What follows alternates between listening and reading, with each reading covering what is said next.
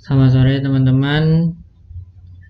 Perkenalkan, nama saya Fashan. Di sini saya ingin menjelaskan sistem informasi perpustakaan yang telah saya buat. Nah, seperti yang teman-teman lihat di sini, halaman pertama yaitu ada halaman register dan login.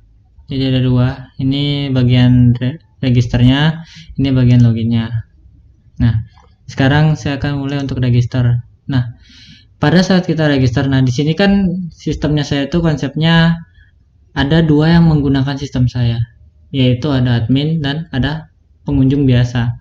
Nah, pada saat kita melakukan registrasi, akun yang kita daftarkan itu secara default akan menjadi pengunjung biasa. Nah, supaya akun teman-teman itu bisa menjadi admin, nanti akan ada password yang akan diberikan supaya akunnya itu bisa di-upgrade sehingga kita bisa melakukan kegiatan yang bisa dilakukan oleh admin pada umumnya.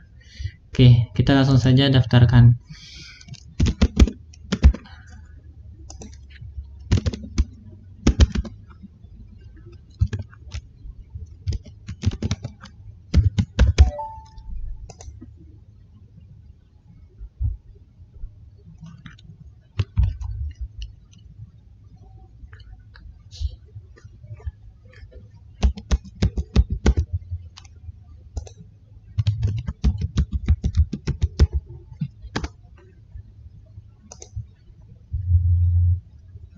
Nah, oke ya.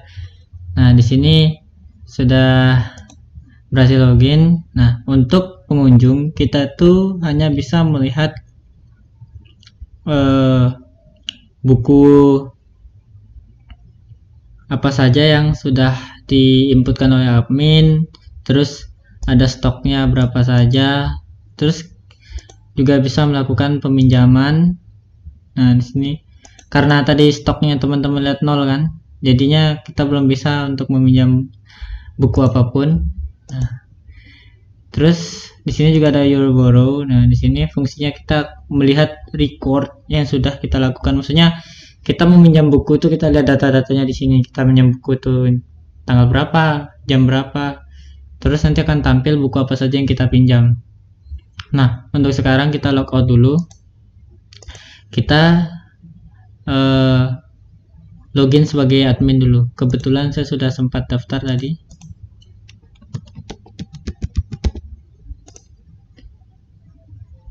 Nah, kita lakukan update stok dulu supaya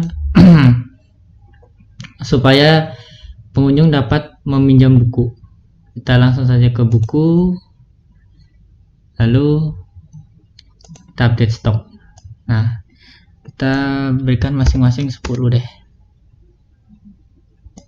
10, di sini ada 10. Di sini ada 10. Oke ya, sukses, stok buku berhasil ditambah.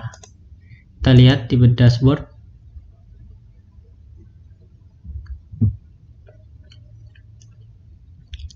Nah, di sini sudah terlihat ya stoknya masing-masing 10. Nah, sekarang kita akan login sebagai visitor lagi atau sebagai pengunjung lagi.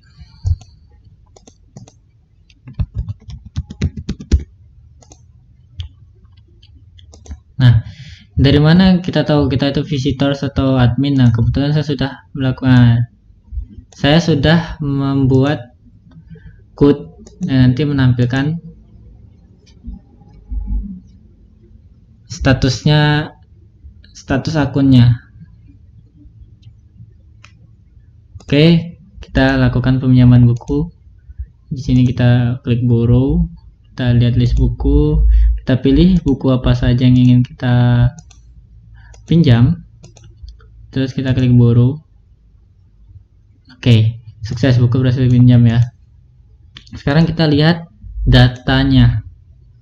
Nah, di sini tuh terlihat kan buku infonya, judul buku apa saja yang tampil, kemudian statusnya masih terpinjam ya, dipinjam.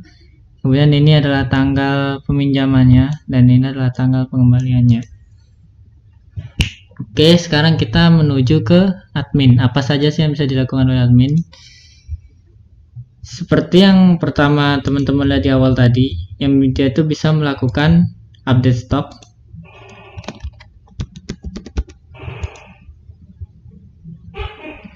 Dia juga bisa melakukan tambah kategori.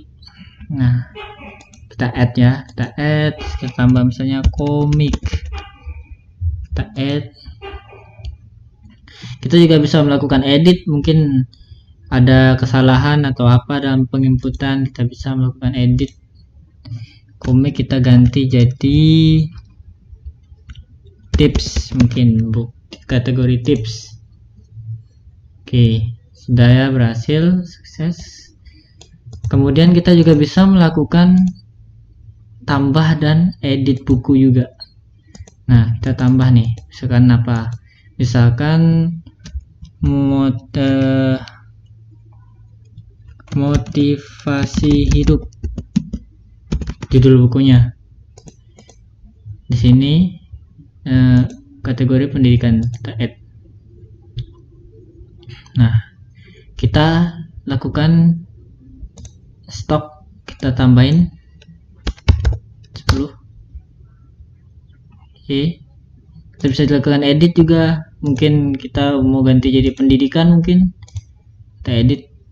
Oke, terus admin juga yang melakukan penerimaan buku ya. Jadi di saat visitor situ atau pengunjung itu mau melakukan pengembalian buku, nah itu admin yang mengurus.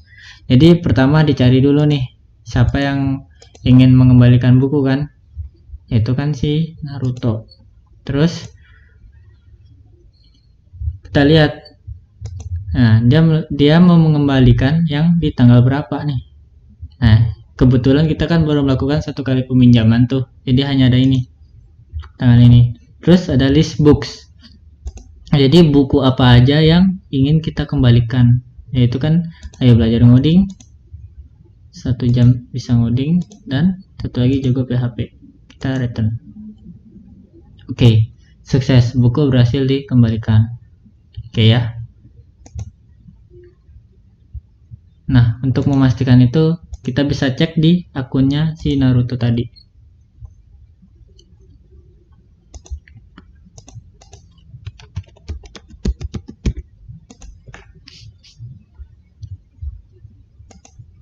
Nah, ini kita lihat stoknya kan jadi 10 lagi. Kalau pada saat meminjam tadi dia berkurang soalnya, jadi 9. Sekarang jadi 10 lagi. Terus kita cek your borrow. Nah, nih statusnya berubah jadi returned. Oke, kita lakukan peminjaman buku lagi supaya kita dapat melihat perubahan pada stoknya. Misalnya nah tadi yang baru kita tambahkan motivasi hidup tuh, kita pinjam aja, borrow. Oke, sukses, buku berhasil dipinjam. Kita lihat lagi di dashboard. Oke, nah ini kelihatan ya, 9. Oke, sekarang kita langsung aja bahas code-nya. Oke, sekarang kita sudah ada di Visual Studio Code-nya. Kita akan bahas dari yang pertama, yaitu menu loginnya dan registernya. Nah, untuk menu login sama register kan kita itu menggunakan tabel user. Teman-teman jangan lupa untuk mendaftarkan terlebih dahulu database yang teman-teman gunakan di file env-nya. Nah, di bagian sini database-nya daftarkan dulu. Setelah itu kita akan membuat model, yaitu model user di app. Letak modelnya. Nah, ini dia user. Nah, cara membuatnya itu dengan PHP artisan. Nah, jadi seperti ini cara membuatnya itu dengan PHP artisan make model, terus nama modelnya. Kemudian kalau kita juga ingin membuat migrasinya, migrasi itu script yang nantinya dijalankan Laravel untuk membuat tabel pada database-nya. Dan itu kita klik min m. Nah, seperti ini. Nanti akan muncul user sama tabel user. Tapi untuk tabel user ini atau model user ini biasanya sudah bawaan dari Laravelnya, jadi udah ada. Jadi kita nggak perlu buat lagi. Kemudian di sini saya juga menambahkan role. Nah, role ini nanti fungsinya akan membedakan nih siapa yang jadi pengunjung, siapa yang menjadi admin. Kita buka di sini localhost /php my admin. Oke. Sekarang. Nah, ini. Nah, role-nya ini akan membedakan nih siapa jadi admin, siapa yang jadi visitor. Seperti itu.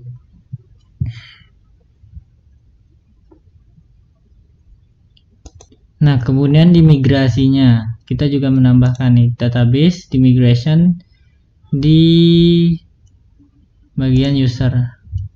Nah, ini saya juga menambahkan table terus string role.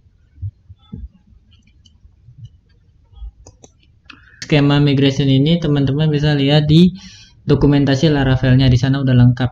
Kalau kita mau bikin tanggal tuh kayak gimana, kalau kita ingin membuat string atau membuat timestamp atau apapun itu yang kita butuhkan, kita bisa lihat di sana. Setelah itu kita jalankan. Nah, untuk pembuatan tabelnya kita bisa menggunakan PHP Artisan Migrate. Nah, seperti itu. Nanti Laravel akan menjalankan script untuk membuat tabel di database-nya. Kemudian karena saya menggunakan fitur autentifikasi pada Laravel, jadi secara otomatis sudah dibuatkan controllernya, yaitu auth nih. Udah dibikinkan controllernya, login controller sama register controller. Nah, di sini saya juga melakukan sedikit modifikasi pada registernya. Jadi setelah ini melewati validator nih, untuk validationnya, saya menambahkan code di sini. Untuk role saya isi secara defaultnya ini visitor. Jadi nanti untuk kolom role ini akan diisikan value visitor, string visitor. Itu untuk registrasinya. Untuk login controller tidak ada yang saya modifikasi. Terus untuk menunya juga sudah ada langsung di resource. Nah, ini kemudian view, di sini ada layout. Nah, di app.php-nya ini saya juga sudah menerapkan template. Saya menggunakan Argon template. Terus kemudian saya pisah-pisahkan untuk navbar untuk autentifikasinya, terus ada sidebar dan top navbarnya. Untuk menunya nanti supaya di app.php ini tidak terlalu penuh code dan agar lebih memudahkan untuk memodifikasi sidebar atau top navnya. Nah, kita bisa lihat di app.php nya, di sini ada link untuk CSS dan JavaScript-nya di bawah. Ini yang saya gunakan di setiap tampilan layout, setiap tampilan blade-nya. Terus di sini teman-teman bisa lihat. Nah, di sini ada include layouts, di folder layout, folder includes, terus footer untuk pengaturan footernya.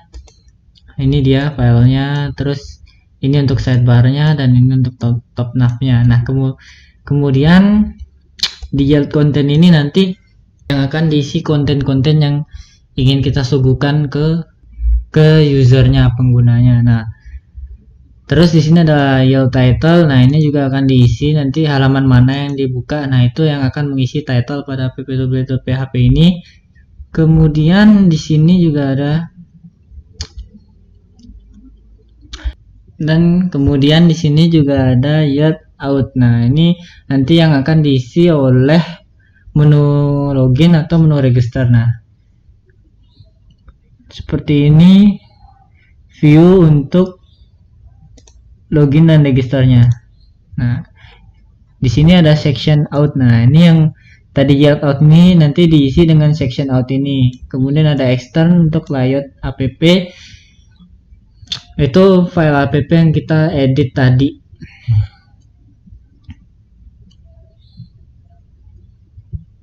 Kemudian di sini ada formnya. Nah, ini untuk form loginnya dia menggunakan metode post.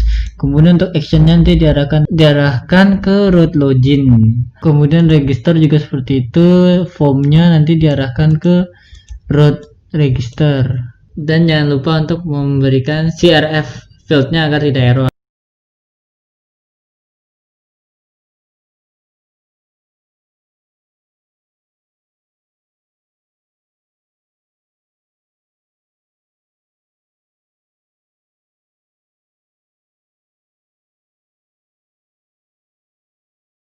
Menu dashboardnya.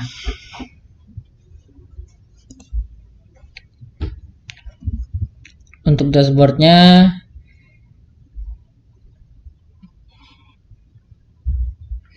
code-nya kurang lebih seperti ini. Nah, di sini juga ada fungsi if. Nah, fungsi if ini untuk menangkap session get atau menangkap session yang nanti akan kita buat untuk menerima pesan apakah aktivitas yang kita lakukan itu berhasil atau tidak. Nanti akan ditampilkan di sini. Nah, ini untuk mengecek upgrade akunnya.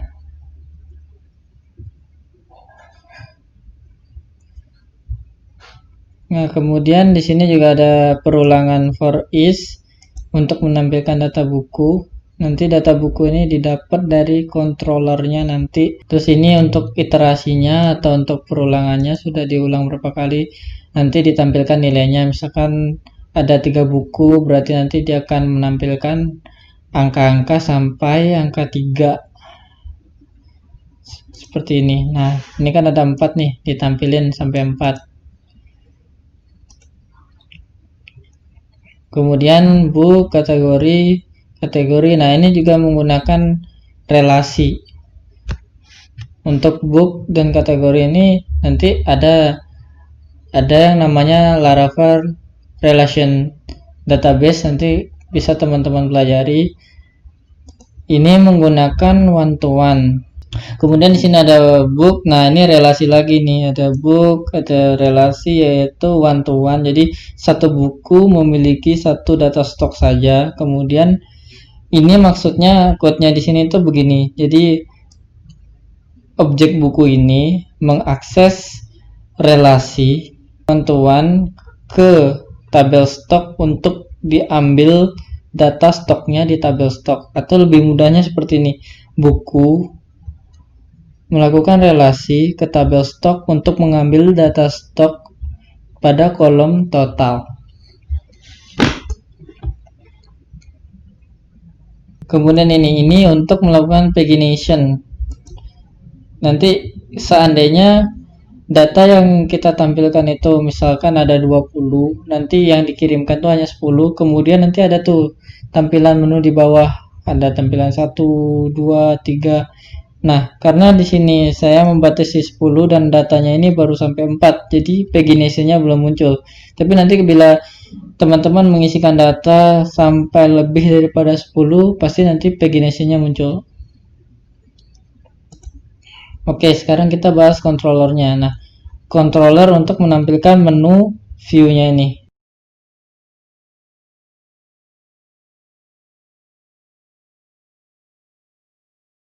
Untuk menampilkan view dashboardnya di dashboard controller. Nah, di sini bisa kita lihat. Nah, ini public function index. Itu ada book. Nah, ini paginate. Cara menggunakan pagination itu yaitu dengan menggunakan metode paginate. Itu saya batasi 10, kemudian kita return view dashboard, kemudian kita bikinkan parameter buku, kemudian kita kirimkan data buku, kemudian kita bikinkan rootnya ya, root web.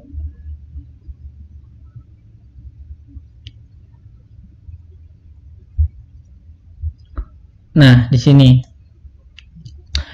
Nah, ini kita bikinkan dengan ketika kita mengakses slash dashboard, maka akan diarahkan ke dashboard controller fungsi index tadi yang sudah kita buat, dan saya beri nama itu sebagai dashboard. Jadi root ini saya beri nama dengan nama dashboard. Kita gunakan middleware out. Nah, fungsinya itu untuk mengecek autentifikasi ketika kita mengakses dashboard. Ketika kita belum melakukan login, maka akan secara otomatis diarahkan ke menu login terlebih dahulu. Nah, kemudian di sini kan juga ada slash upgrade, terus diarahkan ke dashboard controller fungsi upgrade. Saya beri nama upgrade dan juga menggunakan middleware out. Nah, yang ini fungsinya adalah untuk mengupgrade akun tadi. Misalnya seperti ini. Nah, di sini kan jabatannya akun visitor. Nah, kita upgrade menjadi admin. Kita isikan password yaitu admin, kemudian kita upgrade.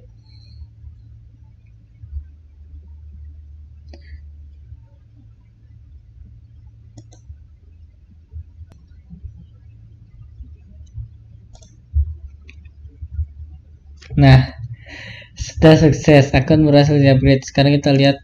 Nah, Naruto sekarang sudah menjadi admin, bukan sebagai pengunjung biasa lagi. Nah, untuk controller dashboardnya ada bagian upgrade. Nah, di sini pertama kita membuat request. Nah, jadi itu nanti kita minta dulu requestnya, request password rule-nya itu kita cek apakah benar sama dengan admin, karena passwordnya admin kita cocokkan dulu. Seandainya benar, maka kita akan mengakses database user. Kemudian kita menggunakan metode find untuk mencari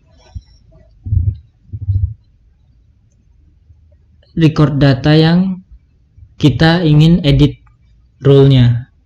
Kemudian di sini kita gunakan user terus update. Nah, kita isikan array, kemudian untuk key-nya itu role, key ini atau kolom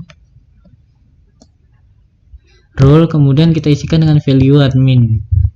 Kemudian kita return redirect ke slash dashboard dengan kita bikinkan tadi untuk menerima yaitu section success terus akun berhasil di upgrade. Nah, ini untuk pada bagian dashboardnya. Kemudian tadi juga ada menu peminjaman.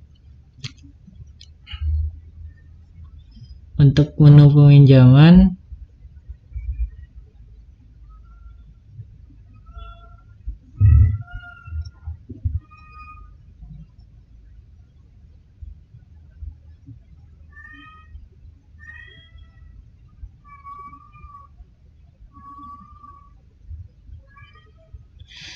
itu berada pada view visitor, kemudian borrow.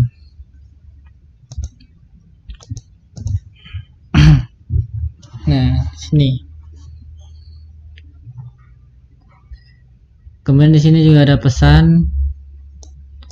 Jika kita berhasil melakukan peminjaman, maka pesannya akan ditampung di sini, kemudian akan ditampilkan seperti yang tadi saya sudah demokan. Kemudian di sini ada form, kita bikinin form dengan metode post, lalu kita arahkan ke route at borrow. Fungsinya untuk menambah data peminjamannya. Kemudian di sini untuk menampilkan buku-buku apa yang akan kita pinjam tadi itu. Nah, di sini dengan tipe multiple. Kemudian di sini saya juga menggunakan JavaScript yaitu Slim Select. Nah, teman-teman bisa cari, dan plugin ini beraneka ragam. Saya menggunakannya Slim Select. Kemudian saya isikan value-nya itu nanti di name book ID array yang bertipe array. Kemudian kita bahas ke controllernya. Nah, untuk mengakses borrow blade PHP ini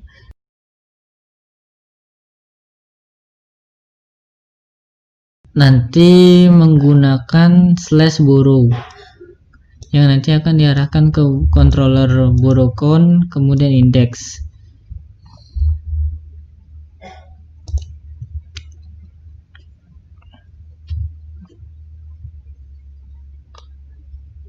Nah, ini nanti di sini kita, sebelum menggunakan model, alangkah baiknya kita menggunakan use dulu.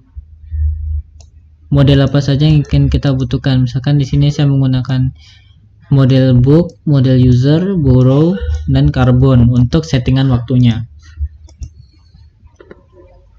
Kemudian di sini saya mengembalikan semua data buku, kemudian ditampilkan di borrow.play.php tadi.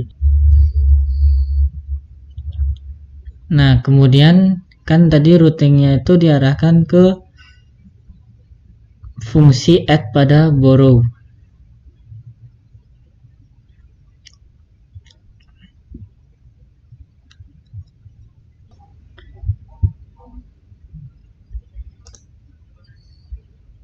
Nah, yang ini borrow add dengan metode post nanti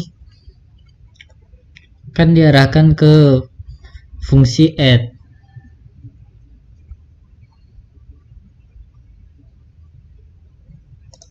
Nah, inilah fungsinya. Nah, kita menampung data request tadi, data-data ID buku yang sudah kita inputkan beserta ID usernya. Kemudian di sini kita mencari data usernya dulu yang ingin kita inputkan, user mana yang ingin meminjam. Kemudian di sini ada borrow date, kita isikan dengan carbon now untuk mendapatkan waktu yang sekarang. Kemudian return date yaitu untuk mendapatkan waktu pengembalian buku. Nah, di sini add days ini fungsinya untuk menambah hari yaitu sebanyak 7 hari. Kemudian di sini ada variabel status borrow. Kemudian di sini saya menambahkan di dalam variabel request itu saya tambahkan ketiga value tadi untuk kemudian kita buatkan datanya. Nah, di sini ada user, ada borrow. Ini merupakan relasi. User bisa melakukan banyak peminjaman. Jadi kita menggunakan user ini nanti kita menggunakan relasi untuk dibuatkan datanya nanti di tabel borrow. Kemudian kita create, kita isi dengan data-data request yang sudah kita kirimkan tadi. Nah, untuk mengetahui relasinya ini kita bisa pergi ke modelnya, ke model user.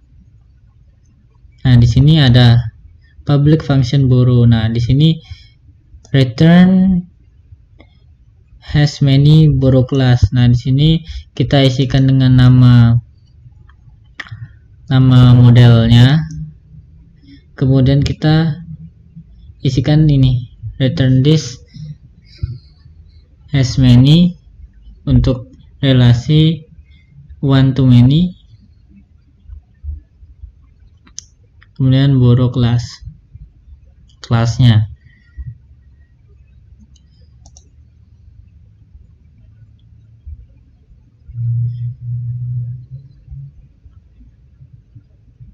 Kemudian di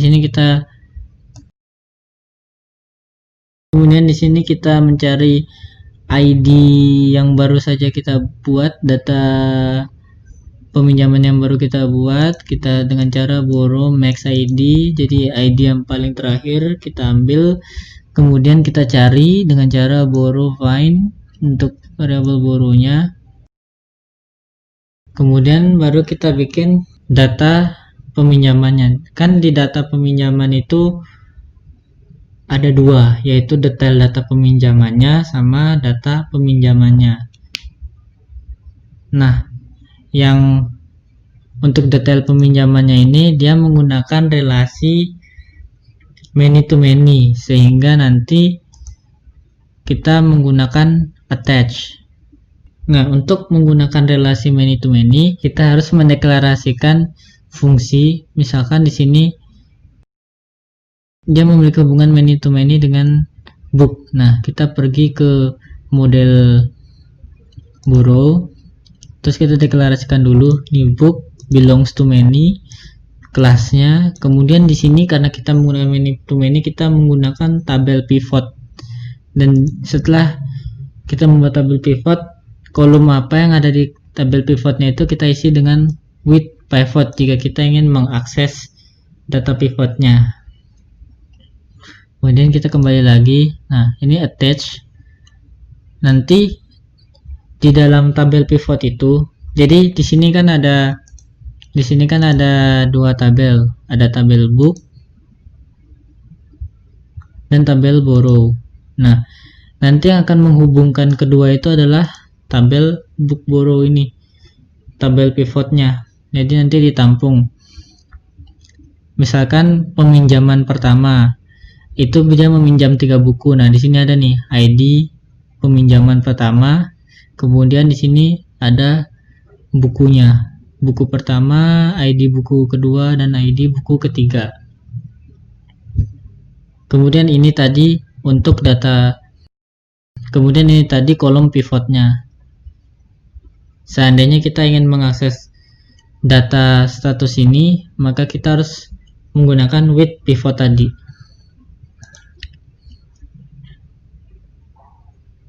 Kemudian kita cari bukunya, kita cari buku yang kita tambahkan tadi itu, kemudian kita update jumlah stoknya. Kita update itu jadi kita kurangi 1, karena kan setelah dipinjam maka bukunya berkurang 1. Dengan cara kita menggunakan relasi stok, kita cari dulu bukunya, kemudian kita gunakan buku, kita menggunakan relasinya dengan tabel stok, kemudian kita buat update, terus kita bikin parameter total, kemudian kita berikan kolom tutup, kemudian kita isikan key dengan nama kolom yang ingin kita update, yaitu total. Kemudian kita isikan seperti berikut. Nah, ini untuk mengakses jumlah total sebelumnya, kemudian dikurangi 1. Kemudian kita kembalikan lagi ke borrow. Nah, kemudian di sini juga ada fungsi data, terus ini ID untuk menerima ID user nanti dikirimkan dari menu view-nya. Ini digunakan untuk mengirimkan data buku yang sudah dipinjam tadi. Jadi kita menggunakan user mana yang meminjam, kita kirimkan data peminjamannya dengan mengandalkan relasi one to many tadi. Kemudian di sini ada PageNet 10. Jadi saya membatasi pengirimannya itu 10 data. Kemudian di return ke visitors borrow data. Borrow sama dengan isinya itu data-data yang sudah kita get tadi. Borrow kita isikan dengan variabel borrow yang kita batasi 10 data tadi. Kemudian untuk proses pengembalian buku yang ada di admin. Jadi di sini untuk view-nya di sini di admin, di book. Nah, di sini ada 2. Pertama return blade ini di sini untuk mencari usernya. User mana yang ingin mengembalikan bukunya. Kemudian di return menu ini untuk memilih bukunya. Buku apa saja yang ingin dikembalikan. Nah, di sini diarahkan ke root return book. Sedangkan di sini diarahkan ke return menu.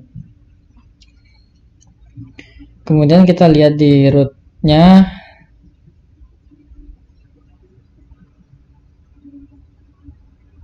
Di web.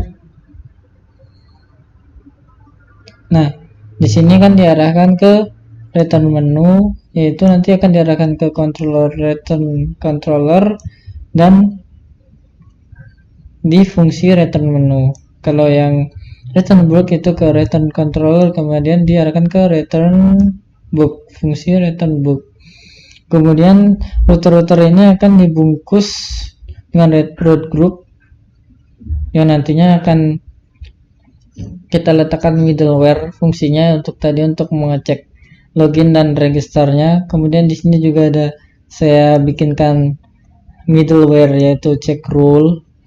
yang nantinya yang akan mengecek rule. Jadi di sini saya membuat middleware tambahan, itu check rule. Nah, ini fungsinya sebagai berikut. Jadi kita kirimkan rule-nya, kemudian nanti akan dicek di sini apakah check rule ini, apakah role user sama dengan role yang kita kirimkan. Bila sama, maka dia bisa melanjutkan ke langkah selanjutnya. Bila tidak, maka dia akan dikembalikan ke slash atau ke halaman dashboard. Kemudian jangan lupa untuk menambahkan ke kernelnya.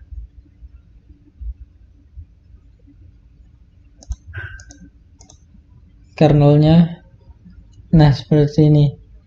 Check rule, terus kita berikan namespace-nya, kemudian nama middleware-nya, kemudian kita tutup dengan kelas seperti ini. Sekarang kita sudah dapat menggunakan middleware-nya. Kemudian di controller return controller-nya, nah di sini tadi berisi dua, yang ini untuk return menu, kita mengrequest user ID-nya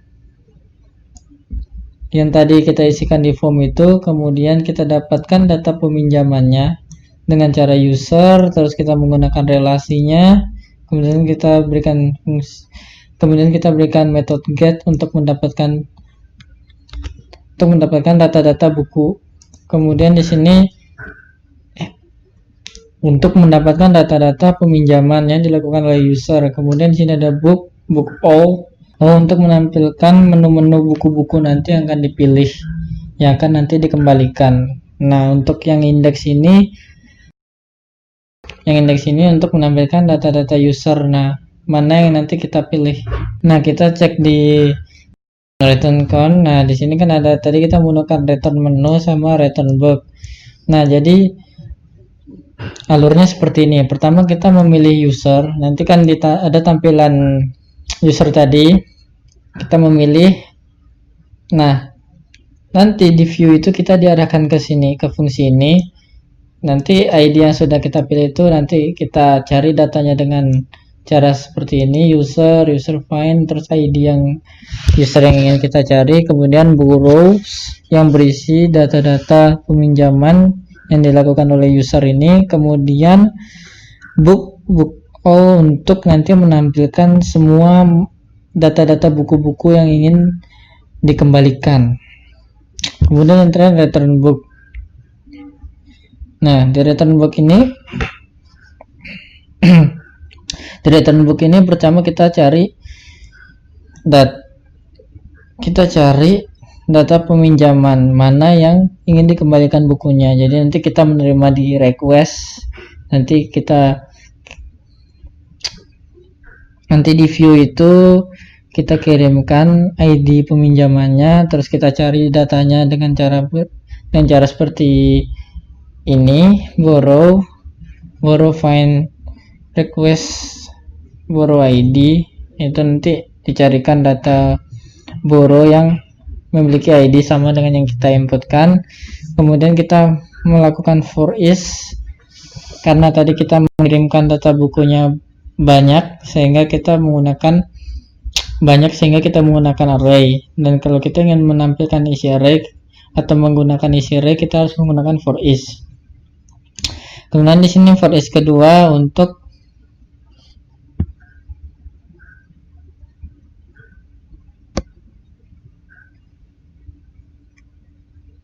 menampilkan data buku-bukunya. Jadi kedua untuk menampilkan data buku. Terus di sini ada for is kedua yang digunakan untuk mengakses data-data buku yang berelasi dengan data peminjaman itu. Seperti ini. Tadi kan kita mengambil data tadi kita kan mencari dulu data peminjaman mana yang ingin kita kembalikan bukunya. Misalnya saja ID-nya 1. Nah, untuk for is yang kedua ini kita menampilkan yang ini, book ID.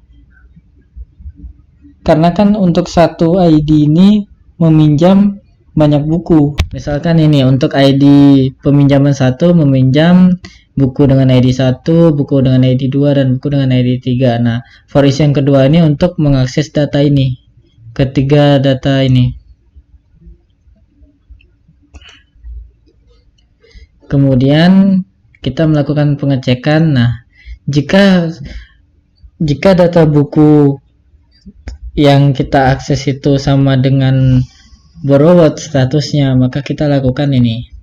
Kita update kolom status yang di tabel pivot tadi dengan returned, terus kita cari data buku yang kita kembalikan. Kemudian kita cari data bukunya untuk kita update stoknya, karena status buku kan sudah dikembalikan sehingga stoknya bertambah. Sehingga kita cari dulu buku ID-nya, sehingga kita cari dulu data bukunya, kemudian kita akses relasi stok, kemudian kita update stoknya menjadi bertambah 1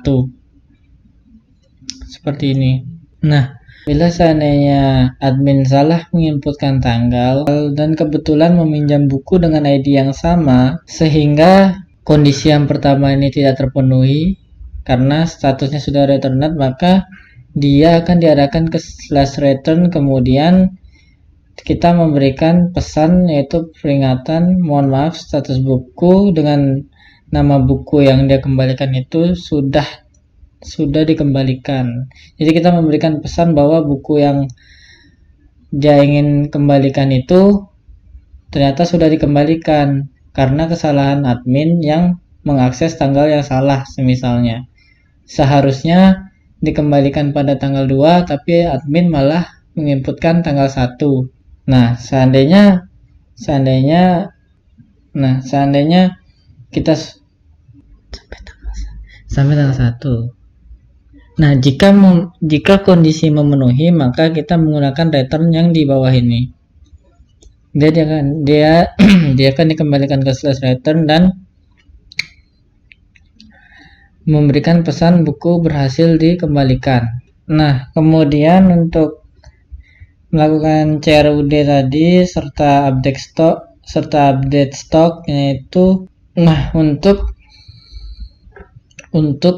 CRUD buku sama CRUD kategori yaitu berada di book count sama kategori count. Yang book count ini, nah, yang fungsi indeks ini untuk menampilkan view book pada folder admin dan mereturn data buku-buku dan data-data kategori. Kemudian di sini ada add, yaitu untuk membuat data buku baru. Kemudian juga di update statusnya kemudian di update stoknya totalnya masih 0 karena admin belum menginputkan data stok bukunya. Kemudian di sini ada update, itu untuk melakukan update data bukunya tadi, dan delete untuk mendelete bukunya. Kemudian untuk di kategorinya juga kurang lebih code-nya sama, hanya saja yang diolah di sini adalah data kategorinya. Kemudian untuk view-nya,